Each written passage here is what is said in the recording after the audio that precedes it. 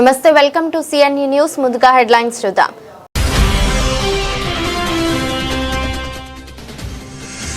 కాపులపై దాడులు పెరిగాయి, హామీలు అమలు చేయాలి, వైఎస్ఆర్సీపీ కాపు నేతల డిమాండ్.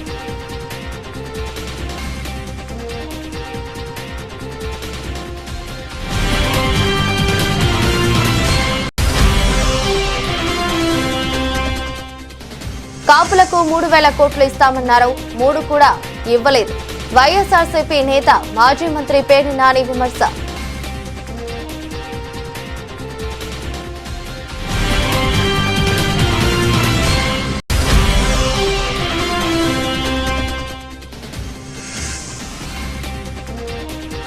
నడకుదురులో కాలనీ సమస్యలపై ఎమ్మెల్యే నానాజీ పరిశీలన.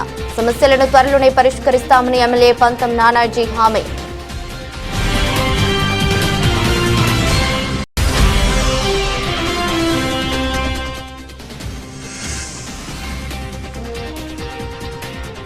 ప్రతి అడుగు పోరాటమే, ప్రభుత్వ సాయం కోసం ఎదురు చూస్తున్న రామ్ చరణ్ తేజ్.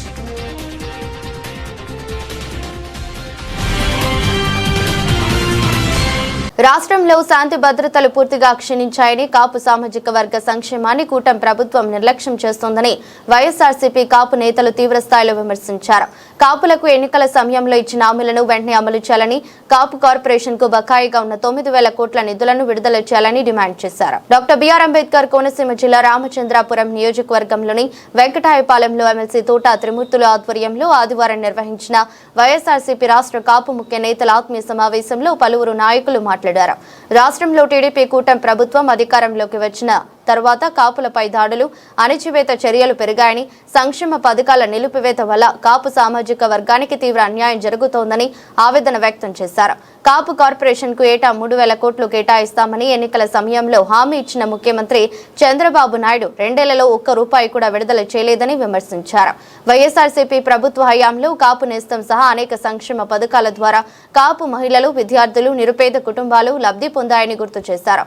విద్యా దీవెన, వసతి దీవెన, అమ్మ ఒడి, ఇళ్ల స్థలాల వంటి పథకాలను కొనసాగించకుండా ప్రభుత్వం వెనక్కి తీసుకోవాలని చూస్తే సహించబోమని హెచ్చరించారు. శ్రీకాకుళం నుంచి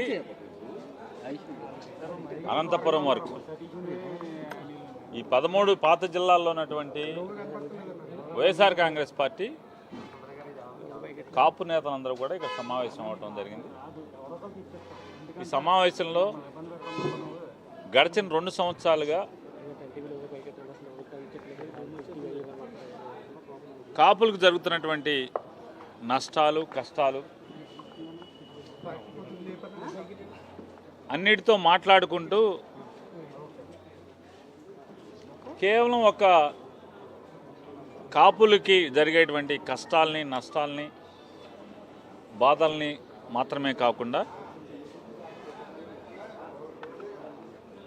జనం ఎక్కువగా ఉన్నటువంటి, సంఖ్యాబలంగా ఎక్కువగా ఉన్నటువంటి కాపుల కష్టాలే కాకుండా సంఖ్యాబలం తక్కువగా ఉండి గొంతు వినిపించలేనటువంటి సామాజిక వర్గాల యొక్క బాధల్ని, కష్టాలని కూడా మనమే వారి గొంతై మాట్లాడాలి, వారి బాధల్ని మనమే ఎత్తి చూపాలి, గొంతై మాట్లాడాలి అని చెప్పని ఈరోజు తీర్మానం చేయడం జరిగింది. 3-4 టాస్క్ ఫోర్సులుగా ఏర్పడి ఎక్కడ ప్రభుత్వం చేత లేదా ఈ సమాజంలో పోలీసుల చేత అణచివేయబడుతున్నటువంటి సమస్యలు, ప్రతి సమస్యని కూడా అక్కడ నిలబడాలి, ఆ బాధితులకు అండగా నిలబడాలి, బాధితుల గొంతై వినిపించాలి అని చెప్పని తీర్మానం చేయటం. అలాగే మరి ప్రత్యేకించి సమాజంలో అధిక సంఖ్యలో ఉన్నటువంటి కాపులు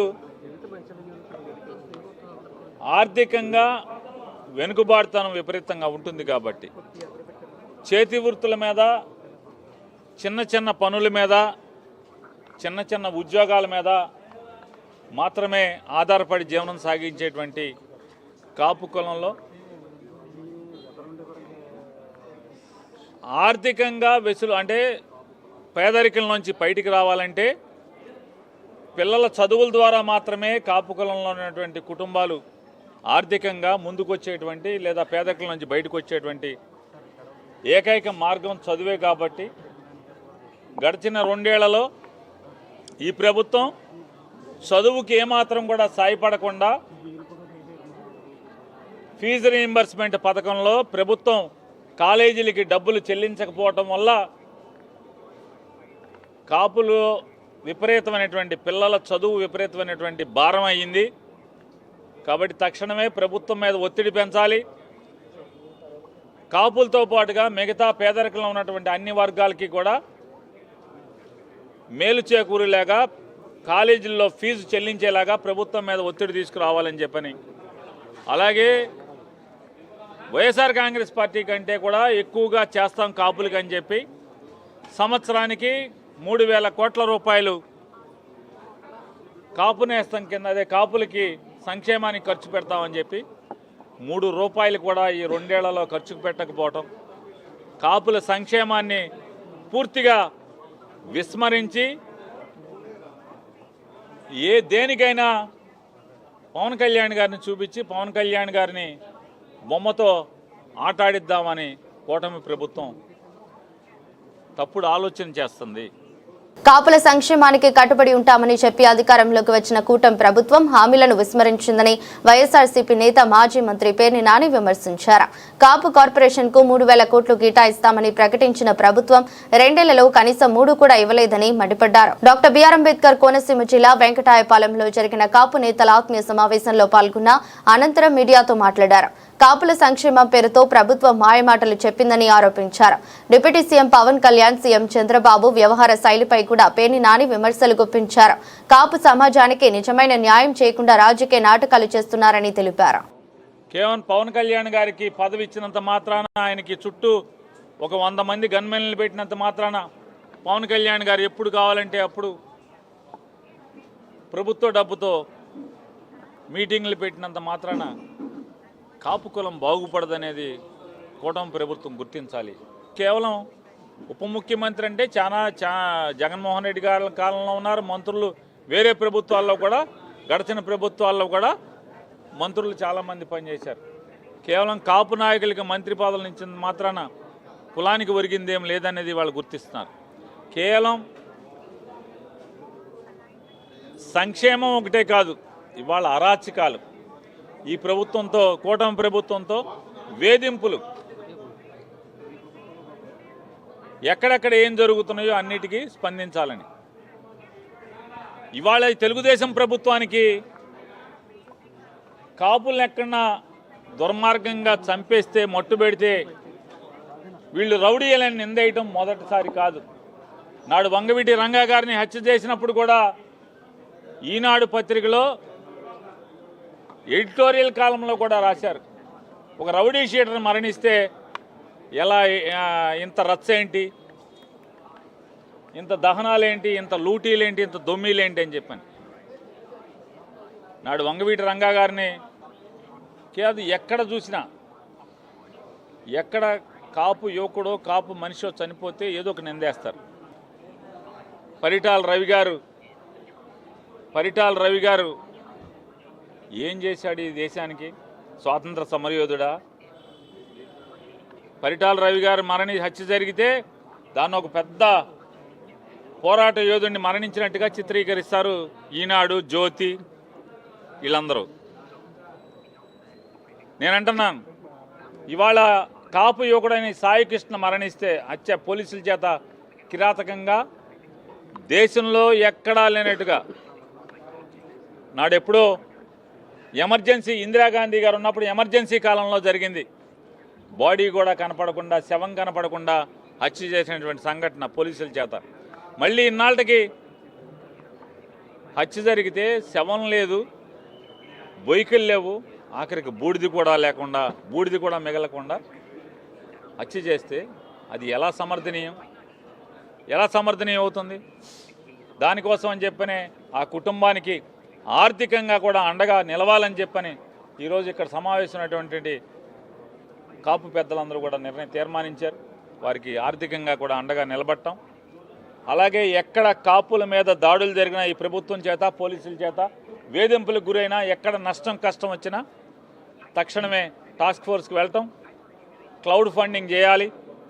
క్లౌడ్ ఫండింగ్ రైజ్ చేసి వెంటనే ఆ కుటుంబాన్ని ఆర్థికంగా ఆదుకోవాలి. మానసికంగా మేమందరం కూడా వెళ్ళి అండగా నిలబడాలని చెప్పని ఈరోజు తీర్మానం చేయడం జరిగింది. ఈ నెల 21వ తేదీన అంబేద్కర్ కోనసీమ జిల్లా రామచంద్రాపురం నియోజకవర్గంలోని వెంకటాయపాలెంలో నిర్వహించిన కాపుల ఆత్మీయ సమావేశంపై కాకినాడ రూరల్ ఎమ్మెల్యే పంతం నానాజీ తీవ్రస్థాయిలో స్పందించారు. సామాజిక వర్గాల పేరుతో ప్రజలను తప్పుదో పట్టించే ప్రయత్నాలు జరుగుతున్నాయని, కాపు సమాజ అభివృద్ధి పేరుతో రాజకీయ లబ్ధి పొందేందుకు కొందరు చేస్తున్న ప్రయత్నాలను ప్రజలు గమనిస్తున్నారని విమర్శించారు. కూటమి ప్రభుత్వం అధికారంలోకి వచ్చిన తర్వాత కాపు సంక్షేమం, యువత ఉపాధి, విద్య, సామాజిక అభివృద్ధికి అనేక కార్యక్రమాలు అమలు చేస్తున్న నేపథ్యంలో వాస్తవాలను విస్మరించి ప్రభుత్వంపై విమర్శలు చేయడం సమంజసం కాదని నానాజీ పేర్కొన్నారు. కాపు సమాజం సంక్షేమానికి కూటమి ప్రభుత్వం కట్టుబడి ఉందని, ఎన్నికల సమయంలో ఇచ్చిన హామీల అమలుకు చర్యలు కొనసాగుతున్నాయని చెప్పారు. జనసేన పార్టీ అధ్యక్షులు, ఈ రాష్ట్ర ఉప ముఖ్యమంత్రి పవన్ కళ్యాణ్ గారు ఆధ్వర్యంలో మొన్న ఢిల్లీ వెళ్ళాం. అందరూ ఢిల్లీలో నేషన్ ఫస్ట్ అంటే జియో పాలిటిక్స్ని బట్టి ఇవాళ నేషన్ ఫస్ట్, దేశభక్తి చాలా అవసరమైన రోజులు మళ్ళీ వచ్చాయి. ఆ పరిస్థితులు అన్నట్టు చక్కటి కార్యక్రమం పెట్టి అట్లాగే ప్రతి మంత్రిని కలిసి రాష్ట్ర అభివృద్ధికి ఏం కావాలని అడగడం జరిగింది. అలాగే అందుకని ఊరూరా మాటా మంతి అన్నట్టు చక్కటి కార్యక్రమం మన అదృష్టం ఏంటంటే కాకినాడ జిల్లాలో కాకినాడ నుంచి మనం ప్రారంభించినప్పుడు ఈ లోపల 2 రోజుల నుంచి ఏదో కొన్ని కార్పొరేట్లు అడౌట్ చేస్తూ ఉన్నాయి. ఒక డాన్ బాస్కోలో మనిషి ఏ క్రిమినల్ కేసులో చూసినా ఒక దళితుడి గుండె గీసిన కేసు దగ్గర నుంచి అనేక కబ్జాల్లో పరోక్షంగానో ప్రత్యక్షంగానో ప్రమేయం ఉంటున్నట్టు ఒక కాపు నాయకుడు ఇంట్లో ఈ వైసీపీ ఇప్పుడు కొత్తగా కాపులు అన్నది గుర్తొచ్చి, జగన్మోహన్ రెడ్డి దగ్గర ఉన్నసేపు కాపులు అన్న సంగతి ఎవరికి గుర్తురాల. ఇప్పుడు గుర్తొచ్చింది కాపులు అన్న సంగతి గుర్తొచ్చి ఏదో మీటింగ్ పెట్టుకుంటున్నారు. పోనీ రెడ్ కాపులు ఏదో మీటింగ్ పెట్టుకుంటారు, దాని ప్రతి ఒక్కరికి హక్కు ఉంది. అది కాపులు పెట్టుకుంటారు, రెడ్ కాపులు పెట్టుకుంటారు, అన్ని మీటింగ్లు పెట్టుకుని వారు మాట్లాడినటువంటి అంశాలకి నేను సమాధానం చెప్తాను. అంటే ఇంకా మాట్లాడాడు అతను ఎవరు, ఈ పేరు నాని అన్నవాడు. వీడికి ఈ నాలుగుకి అద్దు పద్దు లేదు. వీడు రోజు ఏదో పనికిమాల మాటలు మాట్లాడుతూ ఉన్నాడు. మిగిలిన కుక్కలన్నీ కొంచెం నోరు మూసుకున్నా ఈ కుక్క కంటిన్యూస్గా మాట్లాడుతూ ఉంది. అసలు అతను మాట్లాడేట్లకి ఏమన్నా అర్థం ఏమీ ఉండదు. ఇతను కూడా అంబోతురాంబాబు ఒకడు. ఇటువంటి వాళ్ళు వీళ్ళంతా కాపులట. వీళ్ళు ఆ రోజుల్లో 5 సంవత్సరాల్లో ఇక్కడ చంద్రశేఖర్ రెడ్డి అతని యొక్క అనుచరులు దౌర్జన్యం చేసి కాపులను కొడతా ఉంటే మీరంతా ఏమయ్యారు? ఆ వేళ ఎందుకు మీరెవరు మాట్లాడలేదు? ఒక్కరు కనీసం మీరు ఒక్కరన్నా ఖండించారా? ఈ విధానం తప్పు అని. ఇప్పుడు అతని ఇంటి మీదకి వెళ్తే కొట్టేమనండి, అంతే తప్పులేదు, డౌటే లేదు. అతని ఇంటి మీదకి వెళ్తే కొట్టేమనండి. ఎక్కడ సాయిబాబా గుడి, ఎక్కడ అతని ఇల్లు, అందులో వేలాది మంది జనాన్ని భానుగుడి సెంటర్లో ఉండిపోతే ఏదో 10 మంది కుర్రోళ్ళు అక్కడికి వెళ్తే వాళ్ళు వెనక్కి తీసుకురావడానికి వెళ్తే అక్కడ ఇంకా వాళ్ళ ఇంటికి ఇంకా ఫలాంగున్నర దూరం అవతల వచ్చేసి, అంటే అంత ప్రిపరేషన్తో వచ్చేసారు. వేళ అంటే కర్రకి మేకులు కొట్ట, కంకర బెడ్లు అన్ని స్టాకుల. అంటే అక్కడ ధర్నా చేస్తున్నంతసేపు అంటే మేము 10 నిమిషాలు అక్కడికి వెళ్ళకపోతే ధర్నా దగ్గరికి వచ్చి మమ్మల్ని కొట్టేద్దరనమాట. ఈ వేళకి మా మీద దొంగ కేసులు పెట్టి వాళ్ళ మీద ఒక్క కేసు కూడా పెట్టకుండా 6 సంవత్సరాల నుంచి మేము అలా తిరుగుతూ ఉంటే ఆ కేసు 5 సంవత్సరాల నుంచి వాయిదాలకి. అప్పుడు కాపులు మీకు ఎవరికి గుర్తు రాలేదా? కాపుల గురించి మాట్లాడడం గుర్తు రాలేదా? కాపుల మీటింగ్ పెట్టేస్తున్నారు. దేనికి కాపులకి ఏ లబ్ధి చేద్దాం అన్నది మీ మీటింగ్ అంత సారాంశంలో నాకు కాపులకి ఎక్కడ లబ్ధి చేసేది ఏం మాట్లాడలేదు మీరు. మా జగన్ వస్తే కాపులకి ఇచ్చేస్తాం అచ్చేస్తాం అన్నది ఏది ఎక్కడ నాకు కనపడలేదు. ఇది మీరు మాట్లాడిన మాటల్లో కాపులు పవన్ కళ్యాణ్ వెనకాల వెళ్ళిపోతున్నారు. కాపులు కాదు, అన్ని కులాలు వచ్చారు. మీరు కులాలు గోల వదలరా అని చెప్పాను. నేను కూడా రిక్వెస్ట్ చేశారు, దయచేసి కులాల గోల వదలండి, నన్ను ఉండనివ్వండి, నన్ను రాజకీయం చేసుకొని రెస్ట్ చేస్తే తెల్లారితో మీటింగ్లో చెత్త అంతా వాగుతారా? ఒకటైతే చెప్తా ఉన్నాను, పొడిచేస్తారా నరికేస్తారంటే పొడిచేయడం నరికేయడం మా సంస్కృతి కాదు. కానీ ఒకటైతే చెప్పగలను, తోలు తీసేస్తాం, అందులో సందేహం లేదు. ఇంకా ఒక్కొక్క పురుగుని ఏరేస్తాం. పురుగులు ఏరి టైం అయింది. పంట వేసిన వెంటనే పురుగు పట్టింది. ఇప్పుడు స్టార్ట్ చేసాం.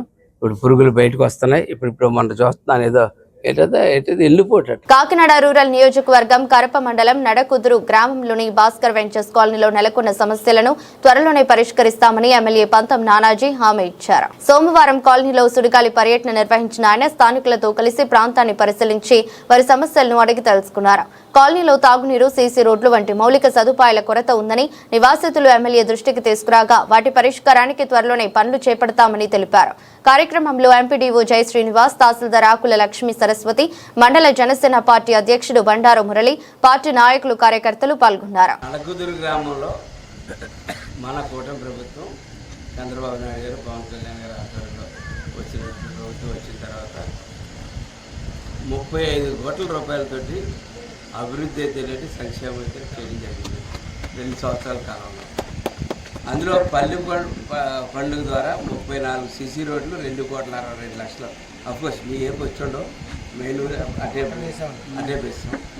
అలాగే జలజీవన్ మిషన్ ద్వారా ఒక OHSR ట్యాంకు, అట్లాగే ట్యాప్ కనెక్షన్స్ 180, పైప్ లైను 1,96,00,000 పెట్టి చేయండి ఈ గ్రామం. అంటే నా దృష్టిలో ఎలా ఉంటుంది, గ్రామం అంతా ఒక యూనిట్ కింద ఉంటుంది.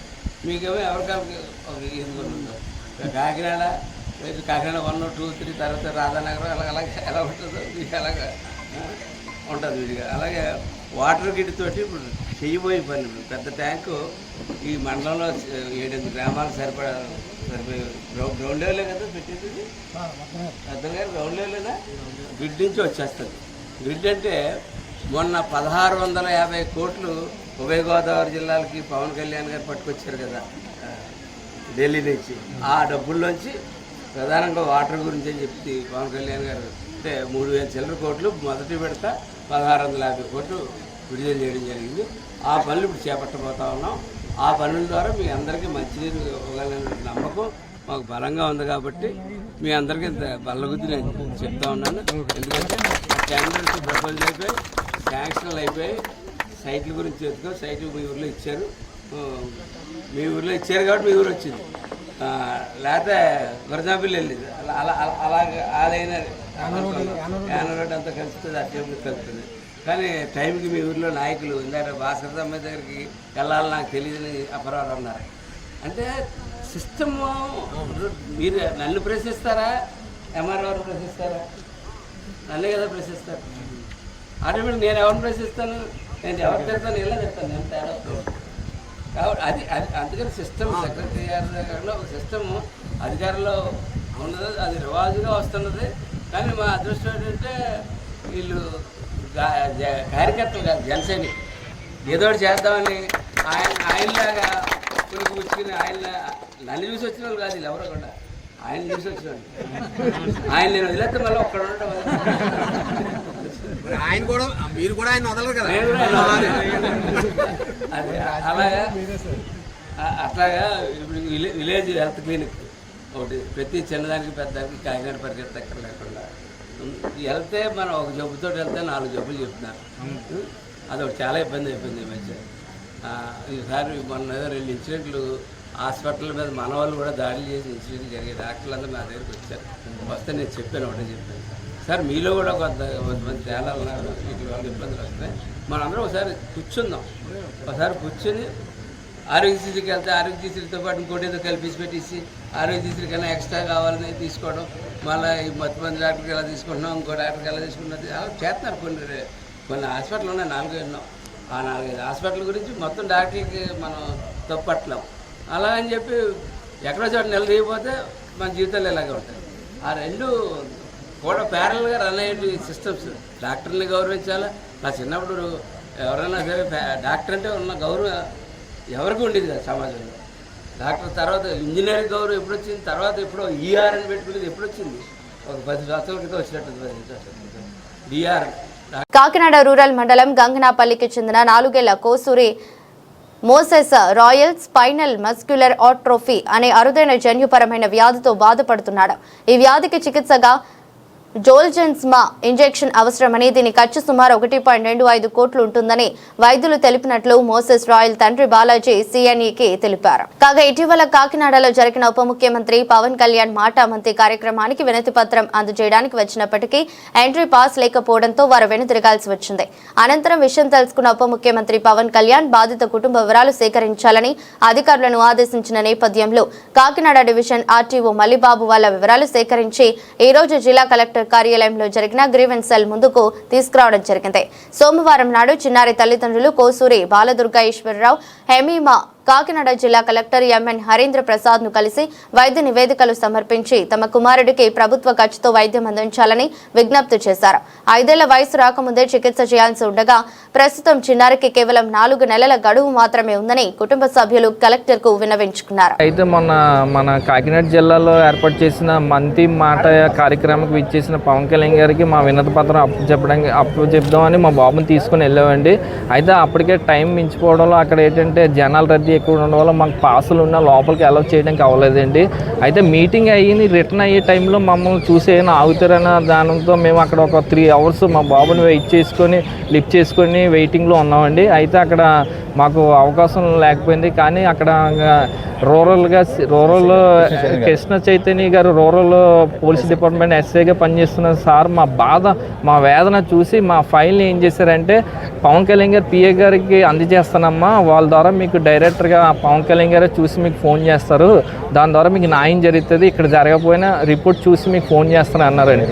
అయితే అలాగే మాకు కృష్ణ చైతన్య గారు మా యొక్క అర్జీలు తీసుకొని పవన్ కళ్యాణ్ సార్ పిఏ యొక్క చెప్పారండి. సార్ ఏం చేశారు, పిఏ గారు ఏమో పవన్ కళ్యాణ్ గారు వెళ్తున్న కారులో డ్రైవింగ్ సీట్లో పెట్టారంటండి. అది తర్వాత సార్ వెళ్తూ రోడ్డు మార్గంలో ఎయిర్పోర్ట్లో ఆగిన తర్వాత ఈ మా యొక్క అర్జీలు చూసి మాకు కాల్ చేయడం జరిగిందండి. కాల్ చేయడం జరిగి సోమవారం మీరు అర్జెంటుగా మన కలెక్టర్ గారికి చెప్పాను, మీ యొక్క అర్జీల యొక్క వివరాలన్నీ అక్కడ మీరు ఒకసారి చెప్పండి, నేను దీని మీద మేము కేసు తీసుకుంటాము, మా ద్వారా ఏం సాయం కావాలన్నా గవర్నమెంట్ ద్వారా నేను చేస్తానని మాతో మాట ఇచ్చడం జరిగిందండి. మాకు మెయిన్ ఈ పవన్ కళ్యాణ్ గారికి కలవపోయినా ఈరోజు ఈ కృష్ణ చైతన్య గారు మాకు బాగా హెల్ప్ చేశారండి. అతని వల్లే మా అర్జీలు సార్ పవన్ కళ్యాణ్ గారి దృష్టిలో పడడానికి కారణం మెయిన్ అతనే సార్. అతని హెల్ప్ వల్ల ఈరోజు మనకి కాకినాడ జిల్లా కలెక్టర్ గారికి పవన్ కళ్యాణ్ గారికి మెయిన్ తెలిసింది. పవన్ కళ్యాణ్ గారు వెంటనే కలెక్టర్ గారికి కాల్ చేసి ఆర్డీఓకి ఫోన్ చేశారు. కానీ ఆర్డీఓ గారు ఏమో వచ్చి రూరల్లో ఉన్న వీఆర్ఓల ద్వారా మా అడ్రస్ నిన్న సండే అయినా మార్నింగ్ మా ఇంటికి వచ్చారండి. వీఆర్ఓ గారు ఇంద్రపాల ఈఆర్ఓ వచ్చారు, అలాగే గంగనాపల్లి వీఆర్ఓ గారు వచ్చారండి. మేము గంగనాపల్లి పంచాయతీలో ఉంటాం. ఫైనల్గా మీరు ఉప ముఖ్యమంత్రి పవన్ కళ్యాణ్ చెప్పుకునేది ఏమంటే ఫైనల్గా ఉప ముఖ్యమంత్రి మన పవన్ కళ్యాణ్ గారు చెప్పుకోవాల్సింది ఏం లేదు సార్. మేము ఎంతోమందికి మీరు హెల్ప్ చేశారండి. హెల్ప్ చేయడం కూడా నేను చూసానండి కలర్. అలాగే అందులో మా బాబుని కూడా మా బాబుని కూడా మాకు హెల్ప్ చేస్తారు. మా బాబు యొక్క ఆశయం మాకు కూడా ఒక ఇదిగా ఉండాలి. మా బాబు బతకాలంటే మీరు మా మీద దృష్టి పెట్టాలి సార్. మాకు ఆ 1.5 కోట్ల ఇంజెక్షన్ మాకు అరేంజ్ చేస్తారని నమ్మకం ఉందండి. సార్ హెల్ప్ చేస్తారని నమ్మకం ఉంది. ఈ మీడియా పూర్వకం ద్వారా సార్కి తెలిసేలాగా మేము మాట్లాడేది వినపంగా సార్కి నమస్కారం చెప్పుకుంటున్నాం. మాకు మా బాబుని సేవ్ చేయాలండి, మోజెస్ రాయల్ సేవ్ అనే ట్యాగ్తో ముందుకు వెళ్తున్నామండి. అలాగే గవర్నమెంట్ ద్వారా సార్ మెయిన్ కేర్ తీసుకొని మాకు ఇంజెక్షన్ వేయిస్తారని నమ్మకం మాకు ఉందండి. కాకినాడకు చెందిన తోట రామ్ చరణ్ తేజ్ చిన్నతనం నుంచి అరుదైన స్పైనల్ మస్కులర్ డిస్ట్రోఫీ వ్యాధితో బాధపడుతున్నాడు. ఈ వ్యాధి కారణంగా సాధారణ జీవితానికి దూరమైన ఆయన ప్రస్తుతం తల్లిదండ్రుల సహకారంతోనే జీవనం సాగిస్తున్నారు. వైద్యులు సూచించిన ఆయుర్వేద మందులు, ఫిజియోథెరపీ కోసం నెలకు సుమారు 20,000 వరకు ఖర్చు అవుతుండగా ప్రస్తుతం అందుతున్న 6,000 దివ్యాంగుల పెన్షన్ సరిపోవడం లేదని కుటుంబ సభ్యులు ఆవేదన వ్యక్తం చేస్తున్నారు.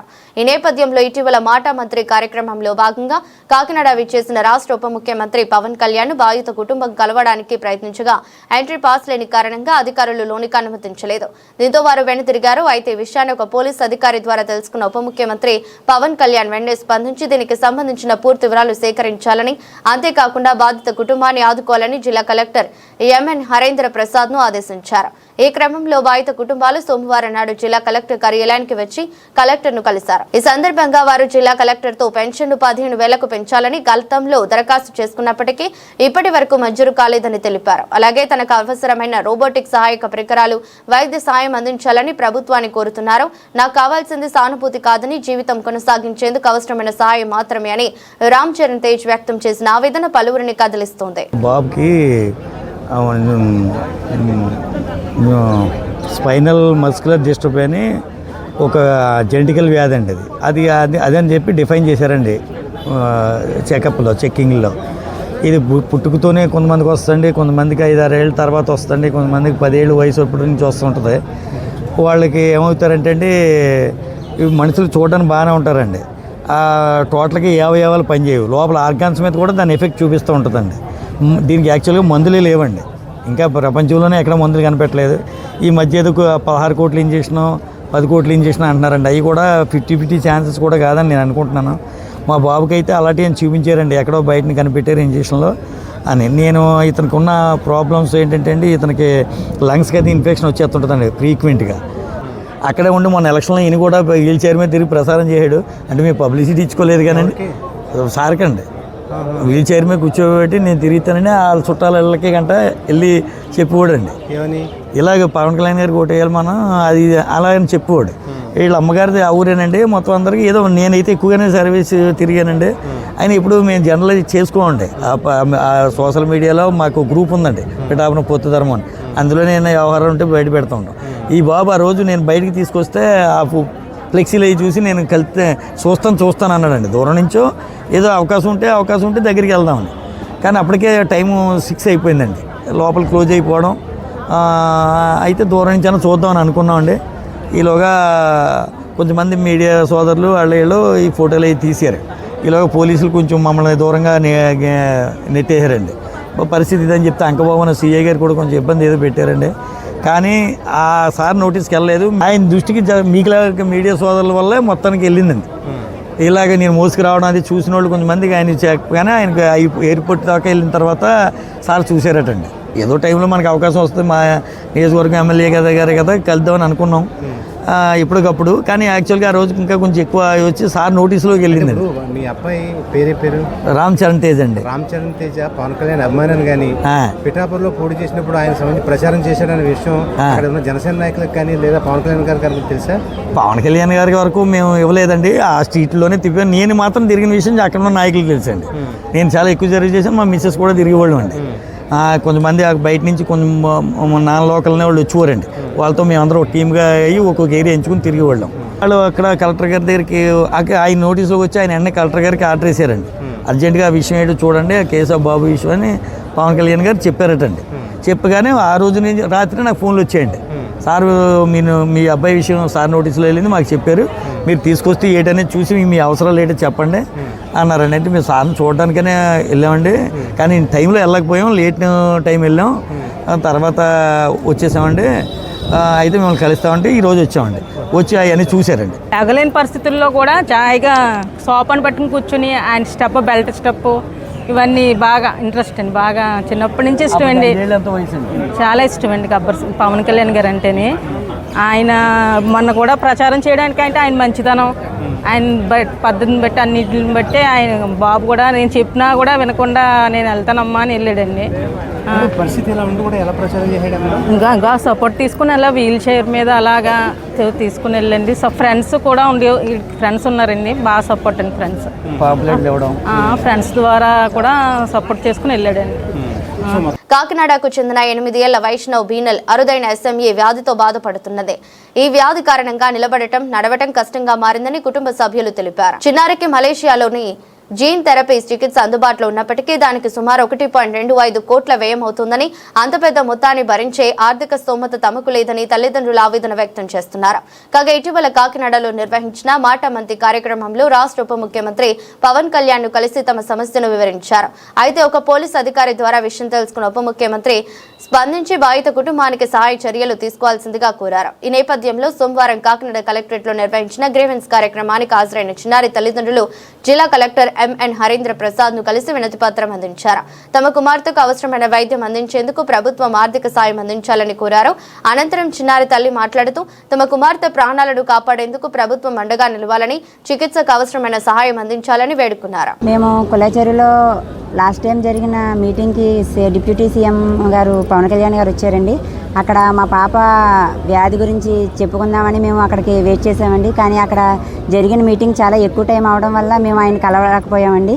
బయట 2-3 గంటల వరకు వెయిట్ చేసాం మా పాపను తీసుకుని, కానీ ఆయన్ని కలవడం జరగలేదు. కానీ మా ఎదురుగుండా రూరల్ కృష్ణ చైతన్య గారు చూసి మా పాపని చూసి, ఏంటమ్మా ఈ పాప ఏంటి, ఏ వ్యాధితో బాధపడుతుంది అది ఇది అని అడిగి మాకు కొంచెం సహాయం చేశారండి. మా దగ్గర ఉన్న అప్లికేషన్ లోపలికి తీసుకెళ్ళి సీఎం పవన్ కళ్యాణ్ గారికి ఇవ్వడం జరిగింది. దాని తర్వాత పవన్ కళ్యాణ్ గారు అది చూసి మాకు కొంచెం హెల్ప్ చేయడానికి ముందుకు వచ్చారండి. కలెక్టర్ ఆఫీస్లో మమ్మల్ని పిలిపించి వీళ్ళకి ఏం కావాలి ఏంటి అని కనుక్కోమని చెప్పి మమ్మల్ని రప్పించారండి.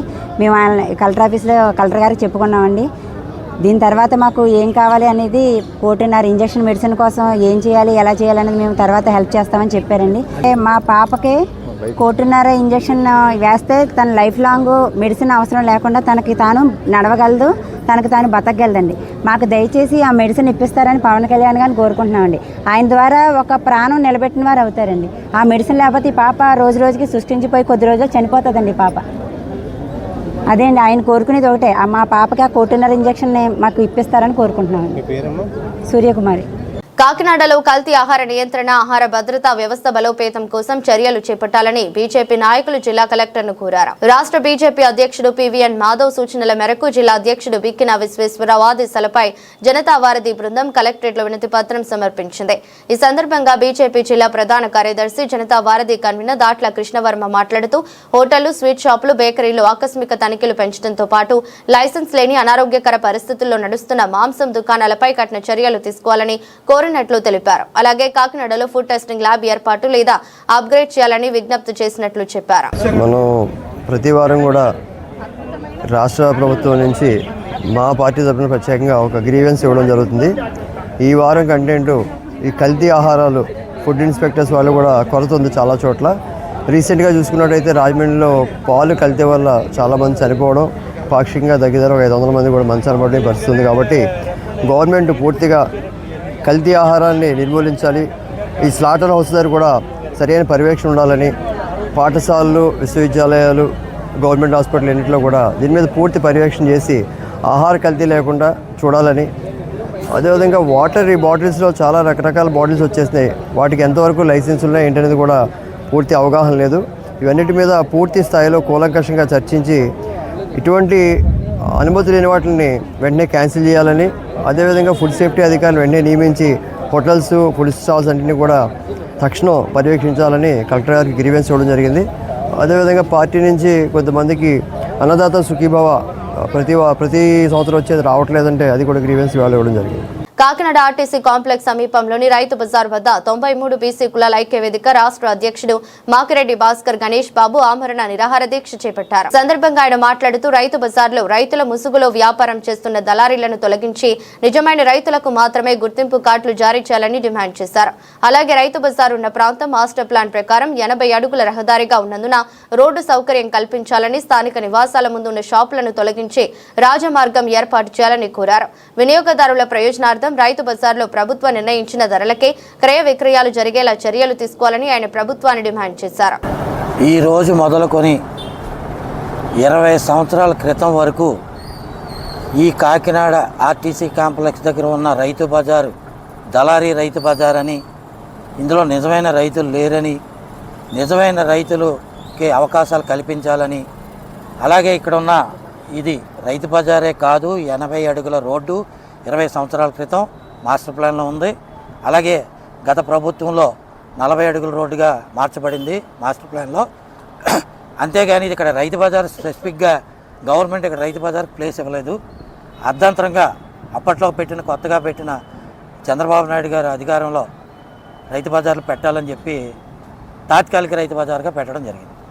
అప్పుడే మేము నిరాకరించి ఇక్కడ ఉన్న నివాసీలందరం కూడా, చర్చి ఫాదర్ కానీ, మసీదు ఫాదర్ కానీ, అలాగే మా నాన్నగారు కానీ, ఇక్కడ ఉన్న నివాసీలందరూ కూడా అప్పట్లో కోర్టులో వేయడం జరిగింది. కోర్టులో వేసి ఇంజక్షన్ ఆర్డర్ తెచ్చుకోవడం జరిగింది. ఆ తర్వాత 2014లో హైకోర్టు పర్మనెంట్ ఇంజక్షన్ ఆర్డర్ ఇచ్చింది. అందుకే ఈ రైతు బజార్ శిథిలావస్థలో ఉంది. ఇది నిజంగా రైతు బజారీ నిజమైన రైతులు ఉంటుంటే ఈ పాటికి రైతు బజార్ డెవలప్ చేయడం జరిగేది. ఇక్కడ నిజమైన రైతులకి మంచి జరిగేది. ఇది నిజమైన రైతులు కాదు, ఇది రైతు బజారు కాదని చెప్పి మేము 20 సంవత్సరాల నుంచి కూడా అధికారులని ప్రజాప్రతినిధులను మొత్తుకోవడం జరిగింది. అదే కాకుండా ఈవేళ ఈ రైతు బజారు, ఈ దళారీ రైతు బజారు వల్ల ప్రజలకి నష్టమే తప్ప లాభం ఏమీ లేదు. ఎందుకంటే నిజమైన రైతు దగ్గరికి మేము మొన్న పిఠాపురం నియోజకవర్గంలో ఊళ్ళన్నీ తిరిగి నిజమైన రైతుల్ని మేము ఎంక్వైరీ చేయడం జరిగింది. వాళ్ళు ఏమన్నారంటే, బాబు ఇక్కడ బెండకాయ కానీ 20 రూపాయలకి మేము కేజీ అమ్ముతాం, వంకాయ ఆ వేళ 50 రూపాయల రేటు ఉంది, 50 రూపాయలకి అమ్ముతాం. అదే రోజు నేను రైతు బజార్కి ఫోన్ చేసి రైతు బజార్ రేట్లు కనుక్కుంటే వంకాయ 68 రూపాయలు ఉంది, బెండకాయ 48 రూపాయలు ఉంది. అంటే దళారీకి 20 నుంచి 25 రూపాయలు దళారీకి వెళ్ళిపోతుంది. ఇక్కడ నిజమైన రైతుకి గిట్టుబాటు ధర లేదు. పబ్లిక్ అంటే మనం వినియోగదారులు మేము కూడా ఇక్కడ కాయగూరలు కొనుక్కుంటాం. ఇక్కడ ఉన్నవారు అందరూ కూడా ప్రజలందరూ, కాకినాడ ప్రజలు, ఎంప్లాయీస్ అందరూ కూడా ఇక్కడే కొనుక్కుంటారు. మరి 20 నుంచి 25 రూపాయలు ఎవరికి వెళ్తుంది? ఇది దళారీకులు ధరలేరుకా, లేకపోతే ఇక్కడ ఉన్న లంచగొండల అధికారులకా? ఇది ఒక ప్రశ్న. ఇది తొలగించి నిజమైన రైతుల దగ్గరికి అధికారులు వెళ్ళాలా. ఎవరినో తూతూ మంత్రం కింద ఎవరినో పంపడం కాదు. నిజమైన ఆనెస్ట్గా ఉన్న అధికారిని పంపించి రైతులతో డైరెక్ట్గా పొలంలోకి వెళ్ళి మాట్లాడి, వాళ్ళు నిజమైన రైతు అయితే తక్షణం అక్కడే కార్డు ఇవ్వాలి. అంతే తప్ప వాళ్ళు అదేదో అప్లికేషన్ పెట్టుకోండి, ఇక్కడ ఎస్టేట్ ఆఫీసర్కి పెట్టుకోండి, వీళ్ళ నుంచి ఫార్వర్డ్ చేస్తే జేసీ గారి దగ్గరికి వెళ్తే ఈలోపు ఈ ఎస్టేట్ ఆఫీసర్లు అందరూ కూడా లంచగొండలు అయ్యి రాజకీయ నాయకుల రికమెండేషన్తో లంచాలు తీసుకొని ఎవరికి పడితే అడిగి కార్డులు ఇవ్వడం జరిగింది. రాష్ట్రంలో వరుసగా హత్యలు, దాడులు జరుగుతున్నప్పటికీ ముఖ్యమంత్రి చంద్రబాబు నాయుడు స్పందించకపోవడం దురదృష్టకరమని మాజీ మంత్రి దాడిశెట్టి రాజా విమర్శించారు. సోమవారం సాయంత్రం కాకినాడ నగరంలోని వైఎస్ఆర్సీపీ జిల్లా కార్యాలయంలో ఏర్పాటు చేసిన మీడియా సమావేశంలో మాట్లాడారు. ఇక రాష్ట్రంలో శాంతి భద్రతల పరిస్థితి రోజురోజుకు దిగజారుతోందని, ప్రజలు భయాందోళనల మధ్య జీవనం సాగిస్తున్నారని ఆందోళన వ్యక్తం చేశారు. నేర సంఘటనలు పెరుగుతున్నప్పటికీ ప్రభుత్వం వాటిని నియంత్రించడంలో విఫలమైందని ఆరోపించారు. హత్యలు, దాడులు, బెదిరింపులు వంటి ఘటనలు వరుసగా చోటు చేసుకుంటున్నా పాలకులు వాటిని సీరియస్ గా తీసుకోవడం లేదన్నారు. ప్రజల ప్రాణాలు, ఆస్తులకు భద్రత కల్పించడం ప్రభుత్వ ప్రధాన బాధ్యతని పేర్కొన్న దాడిశెట్టి రాజా నేరాలను అరికట్టేందుకు ప్రభుత్వం తక్షణ చర్యలు చేపట్టాలని డిమాండ్ చేశారు. రాష్ట్రంలో శాంతి భద్రతల పరిరక్షణకు పోలీస్ వ్యవస్థను మరింత బలోపేతం చేయాల్సిన అవసరం ఉందన్నారు. ప్రతిపక్ష నాయకులు, కార్యకర్తలపై దాడులు జరుగుతున్నాయని, ప్రజాస్వామ్య విలువలు దెబ్బతింటున్నాయని ఆరోపించిన ఆయన రాష్ట్ర ప్రభుత్వం రాజకీయ కక్ష సాధింపు ధోరణిని విడనాడి ప్రజా సమస్యలపై దృష్టి సారించాలని సూచించారు.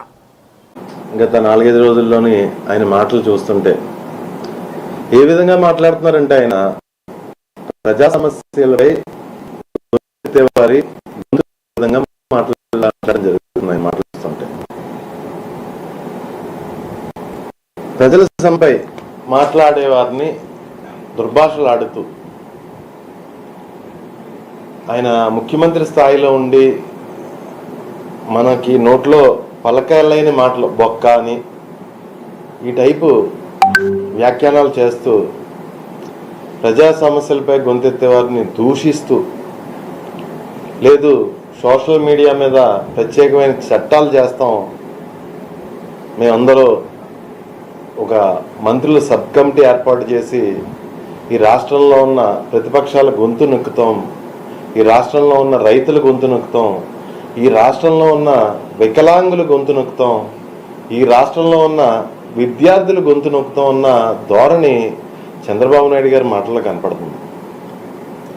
ఆయన మాట్లాడుతూ ఏం మాట్లాడుతున్నారంటే, వికలాంగుల్ని దొంగలతో పోలుస్తున్నారు. యూరియా కోసం మాట్లాడే రైతుల్ని కూడా వాళ్ళకి ఒక పార్టీ అంటగట్టి, లేదంటే యూరియా కోసం లైన్లో ఉన్న రైతులను కూడా వారి మంత్రులతో వీళ్ళు ఏదో బఫే భోజనాల కోసం చేస్తున్నారని చెప్పేసి ఏదో వాళ్ళని వెటకారం చేయడం, రకరకాల విధానాలు ఆయన పాటిస్తున్న తీరు మనం చూస్తున్నాం. ఈరోజు రాష్ట్రంలో రైతులందరూ యూరియా దొరక్క అల్లాడిపోతున్న పరిస్థితి మరి ఈరోజు మన రాష్ట్రంలో చూస్తున్నాం. దాన్ని డైవర్ట్ చేయడం కోసం చంద్రబాబు నాయుడు గారి మాటలో దాన్ని ప్రశ్నించే రైతుల్ని, లేకపోతే పక్కదారి పడుతున్న యూరియా లారీలు పట్టుకున్న రైతుల్ని వాళ్ళకు ఒక పార్టీ అంటగట్టడం. యూరియా పక్కదారి పడుతుంటే రైతులు విజిలెన్స్ కానీ గవర్నమెంట్ కానీ చేయవలసిన పని డ్యూటీ రైతులు చేస్తుంటే వాళ్ళకి ఒక పార్టీ అంటగట్టడం. అయ్యే చంద్రబాబు నాయుడు గారు రైతులు తెలుగుదేశం వారు ఉంటారు, బీజేపీ వారు ఉంటారు, జనసేన వారు ఉంటారు, వైఎస్ఆర్సీపీ వారు ఉంటారు, అందరూ ఉంటారు రైతుల్లోని. కానీ వారికి ఒక పార్టీ లేదంటే వారిని ఒక అసాంఘిక శక్తుల్లాగా మాట్లాడడం సమంజసం కాదని చెప్పేసి నేను మాట్లాడుతున్నాను. ఎందుకంటే మీరు మాట్లాడుతున్నారు మిమ్మల్ని ప్రశ్నించే వాళ్ళ గురించి ఏదో ఫేక్ న్యూస్లని, ఆఖరికి గౌరవ ప్రతిపక్ష నాయకుడు పెట్టిన పోస్ట్ కూడా ఫేక్ అని చెప్పేసి మీరు మాట్లాడడం చూస్తుంటే నాకు చాలా మనసు కలిసివేసే విధంగా ఉంది. ఎందుకంటే మీకన్నా ఫేక్ న్యూస్ ఫ్యాక్టరీలు నడిపే వాళ్ళు ఎవ్వరూ ఉండరు ఈ రాష్ట్రంలో. పూర్వం హైదరాబాద్లో ఎన్టీఆర్ భవన్ని రకరకాల రాజకీయ కార్యకలాపాలకు ఉమ్మడి రాష్ట్రంలో ఉపయోగించేవారు. కానీ ఈరోజు ఎన్టీఆర్ భవన్లో మీరు నడిపేది ఫేక్ న్యూస్ ఫ్యాక్టరీయా చంద్రబాబు నాయుడు గారు? ఈ రాష్ట్రంలో ప్రజలు ఎవరికి తెలియదు అనుకుంటున్నారా? మీరు ఫేక్ యూట్యూబ్ ఛానల్స్ కానీ, ఫేక్ న్యూస్లు కానీ, ఫేక్ ఎల్లో మీడియా ఛానల్స్ కానీ మీ గురించి పనిచేసేవి. ప్రజల పక్షాన గొంతెత్తే వారి మీద మీకు ఎందుకు అంత ఇబ్బంది? ఎందుకు అంత నియంతృత్వ ధోరణి? మీ నియంతృత్వ ధోరణి చూస్తుంటే సామాన్యులు భయపడే పరిస్థితిలో ఉన్నారు.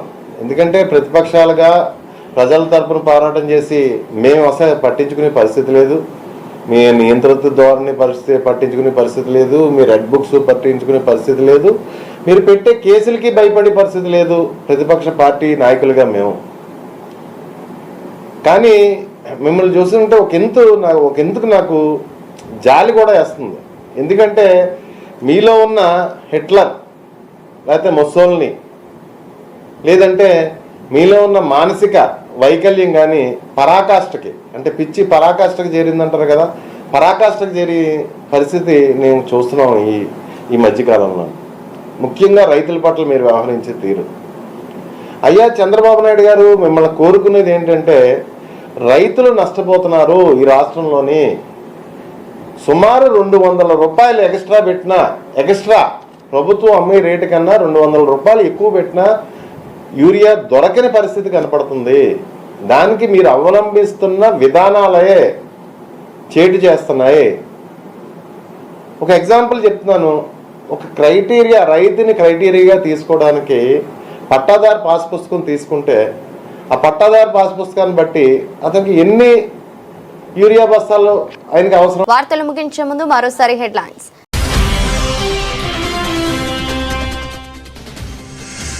కాపులపై దాడులు పెరిగాయి, హామీలు అమలు చేయాలి, వైఎస్ఆర్సీపీ కాపు నేతల డిమాండ్.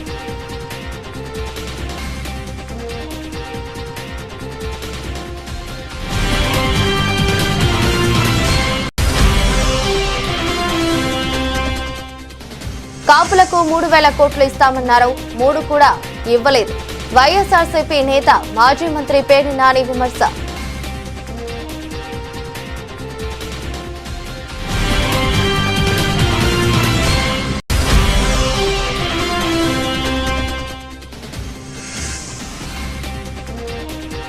నడకుదురులో కాలనీ సమస్యలపై ఎమ్మెల్యే నానాజీ పరిశీలన, సమస్యలను త్వరలోనే పరిష్కరిస్తామని ఎమ్మెల్యే పంతం నానాజీ హామీ.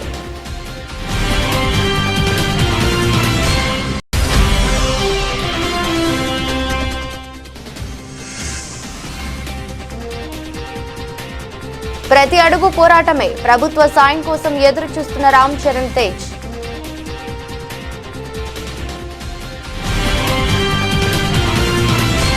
ఇది రోజు బులెటిన్. మరో బులెటిన్లో మళ్ళీ కలుద్దాం. అంతవరకు సెలవు, నమస్కారం.